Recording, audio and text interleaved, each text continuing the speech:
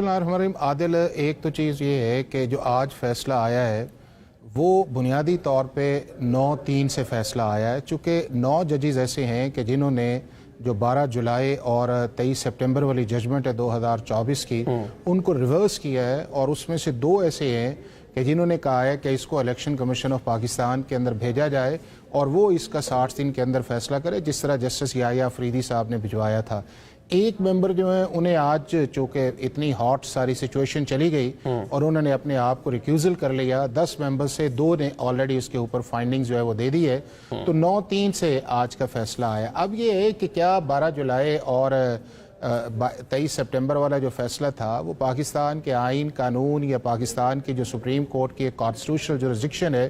اس کے اندر تھا یا اس کے باہر تھا؟ اس میں کوئی رائے نہیں ہے کہ پاکستان کی جو الیکشن کی کانسٹیٹیوشنل سکیم ہے اس کے اندر SIC بھی انٹائٹل نہیں تھی، جس طرح دیکھیں کہ الیکشن کمیشن نے بھی کہا، ہائی کورٹ نے بھی کہا، سپریم کورٹ نے پہلی ججمنٹ میں بھی کہا، اور آج بھی سپریم کورٹ نے کہا کہ SIC انٹائٹل نہیں ہے۔ اب دوسری کیٹیگری جو ہے وہ PTI ہے، اور PTI نے جو ہے وہ اصل ایشو وہ ہے کہ کیا پاکستان تحریک انصاف نے جو الیکشن ہے وہ الیکشن کمیشن کا جو ایکٹ ہے یا آرٹیکل 51 یا آرٹیکل 106 کے اندر کوالیفائی کرتی ہے یا نہیں ہے۔ ایسی پولیٹیکل پارٹی کہ جس نے الیکشن سمبل کے اوپر الیکشن لڑا ہو، یعنی کہ کامن سمبل کے اوپر، اور اس کو 3 دن کے اندر پولیٹیکل پارٹیز کو اس پارٹی کوئی اور بھی جو ہے انڈیپینڈنٹ کینڈیڈیٹس جوائن کر سکے، تو وہ ساری کی ساری ایسی چیزیں نہیں تھیں۔ سپریم کورٹ نے جو ججمنٹ دی تھی 8/5 سے آئی تھی، اس نے آرٹیکل 17(2) ایک الیکٹرل جسٹس کا نام دیا اور ایک آرٹیکل 187، یعنی کہ یہ دونوں چیزیں ایسی تھیں، اور رول 94 کو انہوں نے الٹرا وائریز کا،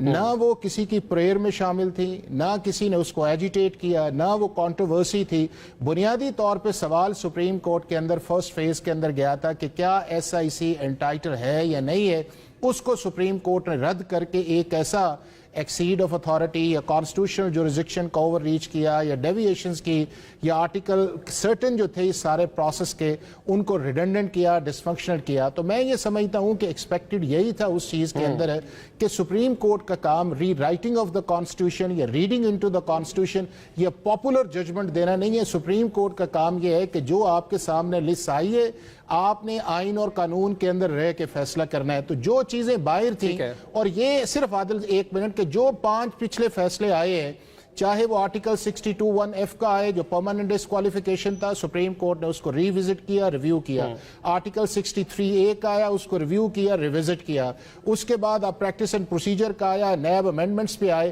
تو سپریم کورٹ میرا خیال ہے کہ یہ سمجھتی اس چیز کے اندر ہے کہ جو ہماری کانسٹیٹیوشنل لمٹس یا جورسڈکشن ہے اس کے اوپر فیصلہ کرنا چاہیے، نہ کہ یہ ہے کہ ہمیں اپنی اتھارٹی سے باہر نکل کے، اور جب اتھارٹی سے باہر گئے ہیں تو سپریم کورٹ خود ہی اس کو ریورس کیا ہے۔ اب ججز کی بجائے ججمنٹ پہ جانا چاہیے، اور ججمنٹ کے اندر اگر کوئی فلاز ہے اس پہ بات کرنی چاہیے۔ صرف پاپولر چیزوں کے اوپر جا کے اس چیز کو رد کرنا یا کرٹیسائز کرنا میرا خیال ہے